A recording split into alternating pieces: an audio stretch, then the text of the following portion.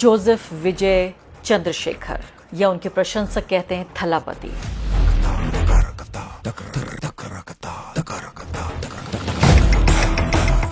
लेकिन विजय का मुख्यमंत्री बनना तमिलनाडु का ये सिर्फ कोई भी सत्ता बदल नहीं है। विजय होने के मायने क्या हैं? एक ऐसा व्यक्ति जो धर्म से क्रिश्चियन है यानी ईसाई है और जाति से दलित है। स्टारडम तो उत्तर भारत में भी अगर यही काफ़ी होता कि खाली शोहरत और काफ़ी सिर्फ स्टार होना काफ़ी होता तो अमिताभ बच्चन आज कम से कम उत्तर प्रदेश के मुख्यमंत्री तो होते। धर्मेंद्र कम से कम कहीं राज्य में ही सही चाहे मंत्री तो बन गए होते। हेमा मालिनी को कम से कम कोई एक बड़ा ओहदा तो हासिल हुआ होता। बीजेपी और आरएसएस को लगातार ये बताते रहे कि जो आइडियोलॉजिकल एनिमी है, जो वैचारिक जो दुश्मन है वो बीजेपी आरएसएस ही है। नॉर्थ की ये पूरा जो सड़ी हुई जो राजनीतिक हमारी जो परंपराएं हैं, क्या हम दक्षिण भारत की किताब से एक पन्ना उखाड़ कर कुछ दर्स हासिल कर सकते हैं? जी हाँ, विजय की जीत हुई तमिलनाडु में और मुख्यमंत्री पद की शपथ ले ली उन्होंने आखिरकार। इस सब के बावजूद भी कि पूरा का पूरा सिस्टम ये चाहता था कि वो मुख्यमंत्री ना बन पाए। जिस तरह से संघर्ष हुआ उनका राज्यपाल के साथ वो हमने देखा, तमिलनाडु ने देखा, पूरी दुनिया ने भी देखा। लेकिन विजय का मुख्यमंत्री बनना तमिलनाडु का ये सिर्फ कोई भी सत्ता बदल नहीं है। कोई भी एक राज्य में सरकार का या पार्टी का बदल जाना नहीं है। इससे पहले तो हम देखें जो स्टालिन थे वो भी बेहतरीन नेता थे और नरेंद्र मोदी के सामने एक विचारधारा के प्रतिरोध के तौर पर, एक आइडियोलॉजिकल रेजिस्टेंस के तौर पर जिस तरह से वो उभरे थे, जिस तरह से उन्होंने चुनौती दी थी उन्होंने और साथ साथ ममता बनर्जी ने, इन दोनों ने एक तरह का एक आइडियोलॉजिकल जो चैलेंज दिया था नरेंद्र मोदी को, उसकी मिसाल तो इतिहास की किताबों में जाएगी। लेकिन आज मैं आपसे चर्चा इस बात पर करने वाली हूं कि विजय होने के मायने क्या हैं। एक ऐसा व्यक्ति जो धर्म से क्रिश्चियन है यानी ईसाई है और जाति से दलित है। जी हाँ, उनकी दलित पहचान के बारे में बहुत कम लोग जानते हैं। एक ऐसे व्यक्ति का चुना जाना, एक ऐसे व्यक्ति का तमिलनाडु का मुख्यमंत्री बनना, ये अपने आप में ऐतिहासिक है और उन तमाम अंधेरे कोनों में थोड़ी थोड़ी रोशनी भेजता है। इस पूरे अंधेरे आकाश में जहाँ हिंदुत्व की राजनीति है, बहुसंख्यकवाद की राजनीति है, धर्म पर आधारित राजनीति है, जहाँ संविधान को कुचलने की पूरे तरीके से कोशिश हो रही है, जो दानव है बहुसंख्यकवाद का, वो सामाजिक न्याय और सामाजिक न्याय की राजनीति को पूरे तरीके से मैं कहूँगी सटक रहा है, गटक रहा है और ख़त्म कर देना चाहता है। ऐसे में सामाजिक न्याय का एक बड़ा नायक हमारे सामने उभर कर आया है तमिलनाडु के मुख्यमंत्री के तौर पर। अगले कुछ मिनटों में मैं आपको बताऊंगी कि कैसे विजय का बनना चीफ मिनिस्टर तमिलनाडु का ये इतनी बड़ी खबर है जिसको रेखांकित किया जाना बहुत ज़रूरी है। उनके बारे में जितना मैं जानती हूँ उतना ज़्यादा उत्सुकता होती है, उतनी ज़्यादा क्यूरोसिटी होती है ये समझने की और ये भी देखने की कि ऐसे वक्त में जबकि दक्षिण भारत एक नेतृत्व दे रहा है, लीडरशिप, एक राह दिखाने का काम कर रहा है भारत के बाकी हिस्सों में, जब लगता है कि लगभग 80% आप ये देखिए इस वक्त जो 80% भारत की टेरिटरी है, जो राजनीतिक ज़मीन है, उस पर भगवा लहरा रहा है। भारत के जो सेक्युलर, लिबरल, डेमोक्रेटिक कैरेक्टर है उस पर अब तक का सबसे खतरनाक और वजूद का संकट मंडरा रहा है। ऐसे में विजय होने के क्या मायने हैं, ऐसे में तमिलनाडु के क्या मायने हैं, अगले आने वाले कुछ मिनटों में मैं आपको बताऊंगी। और ये भी बताऊंगी कि क्यों उत्तर भारत में कोई भी फिल्म एक्टर वो ऊंचाइयां नहीं छू पाया राजनीति में जो विजय ने, या इसके अलावा जयललिता ने, या इसके अलावा एनटीआर ने, एमजीआर ने। बहुत सारे ऐसे लोग हैं जिन्होंने कामयाबी हासिल की है, लेकिन विजय की कामयाबी पूरे तौर पर नायाब है, यूनिक है और बहुत अलग है बाकी लोगों से। ये कुछ मिनटों में आपको बताऊंगी और क्यों उत्तर भारत में ऐसा नहीं हो पाया लेकिन दक्षिण भारत में ऐसा क्यों हो पाया। लेकिन फिलहाल विजय की ये तस्वीरें आप ये देखिए शपथ ग्रहण समारोह की, साफ तौर पे ये पता चलता है कि कितने बड़े नेता के तौर पर ये उभर रहे हैं। जी हाँ, विजय का मुख्यमंत्री बनना सिर्फ सरकार का बदलना नहीं है। मैंने आपको बताया कि जैसे कि हम देख रहे हैं भारत के ज़्यादातर हिस्सों में हिंदुत्व और बहुसंख्यक राजनीति की मजबूत इस तरह से हो रही है कि दानव खा रहा है। ऐसे में दलित ईसाई नेता को चुना जाना, सेक्युलरिज्म, सामाजिक न्याय और बराबरी की बात करने वाले एक नेता का चुना जाना पूरे देश के लिए एक बहुत बड़ा पॉलिटिकल मैसेज यानी राजनीतिक संकेत है और राजनीतिक संदेश है।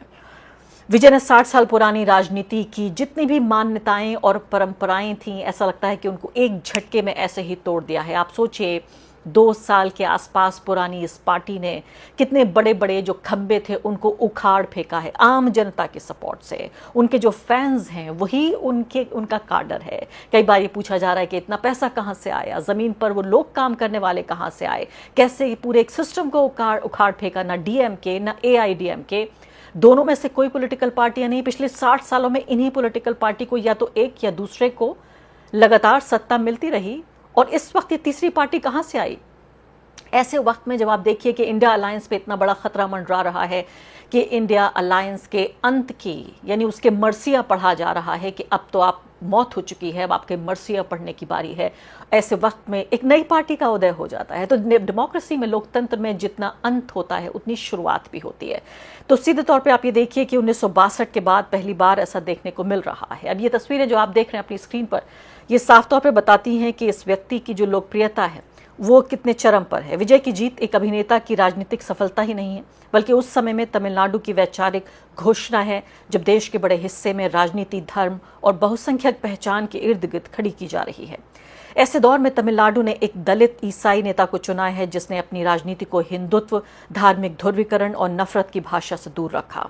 विजय की पहचान इसलिए महत्वपूर्ण है क्योंकि वो उस भारत से अलग राजनीतिक रास्ता दिखाती है जहां सत्ता के केंद्र में हिंदू राष्ट्रवाद है, यानी हिंदू नेशनलिज्म, यानी रिलीजियस नेशनलिज्म। उत्तर भारत के कई राज्यों में चुनाव अब विकास, शिक्षा या रोजगार से ज्यादा मंदिर, मुसलमान और पहचान की राजनीति पर लड़े जा रहे हैं। हमने देखा है कि बंगाल तक जो ऐसा राज्य रहा जो धार्मिक सौहार्द की एक बड़ी प्रतिमूर्ति के तौर पर उभरा कई दशकों में, वहां पर भी देखिए अब मस्जिद के सामने डीजे बजाकर नाच गाना हो रहा है, दर्जनों दुकानों को जलाया जा रहा है। इस तरह की तस्वीरें, मणिपुर जैसी तस्वीरें अब बंगाल से सामने आ रही हैं जहां पॉलिटिकल वायलेंस ने पूरे तरीके से हद कर दी है। यानी पोस्ट पोल चुनाव के बाद जो वायलेंस हो रहा है वो अभी भी टीएमसी से लेकर वहां के मुसलमानों तक हर किसी पर हमले हुए हैं और पूरी बंगाली अस्मिता दांव पर लगी हुई है। और आगे बढ़ने से पहले एक अदना सी गुजारिश कि आप मेंबर बनिए मेरे चैनल का, आरफा खानम शेरवानी। अगर आप मेंबर बनते हैं, आपके समर्थन से आप मेरा हाथ मजबूत करेंगे, इतना मजबूत कि मैं सत्ता का कॉलर पकड़ के सवाल पूछ सकूंगी और जो हमारे समुदाय में हाशिए के जो तबके हैं उनकी आवाज उठा सकूंगी। आप यकीन जानिए आपका एक छोटा सा सहयोग मेरे लिए इतना बड़ा होगा जिसके लिए आप अंदाजा भी नहीं लगा सकते। ऐसे वक्त में हम देख रहे हैं कि विजय ने सामाजिक न्याय, बराबरी, भाईचारे और तमिल अस्मिता की बात की है। उन्होंने अपने राजनीतिक संदेश में धर्म को सत्ता का हथियार नहीं बनाया।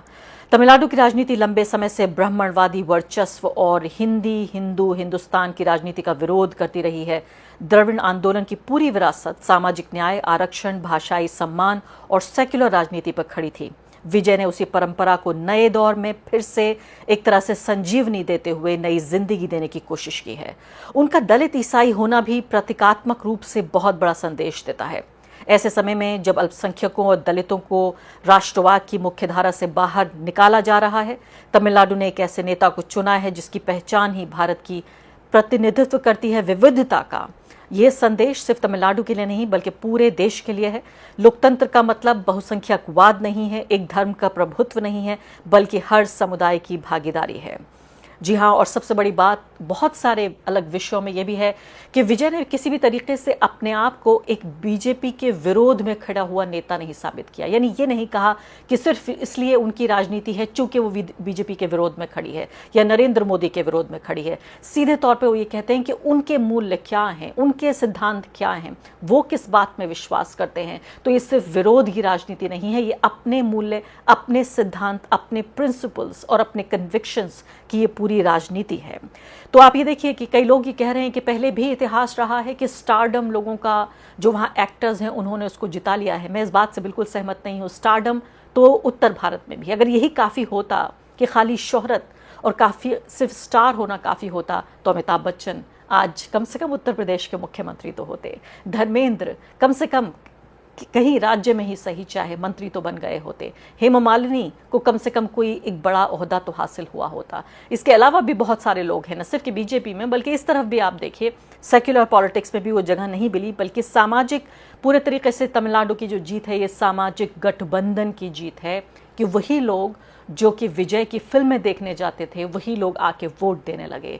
यानी भीड़ को वोट में तब्दील करने का एक बहुत ही नायाब हुनर ये विजय ने करके दिखाया है। तो सीधे तौर पर तमिलनाडु में चुनाव में सिर्फ सरकार नहीं चुनी गई, बल्कि उसने ये भी तय किया तमिलनाडु की जनता ने कि उसकी पहचान हिंदुत्व की, एक रूपता की, यानी यूनिफॉर्मिटी की जो राजनीति है उससे बिल्कुल अलग रहेगी। और यही विजय की सबसे बड़ी राजनीतिक ताकत है।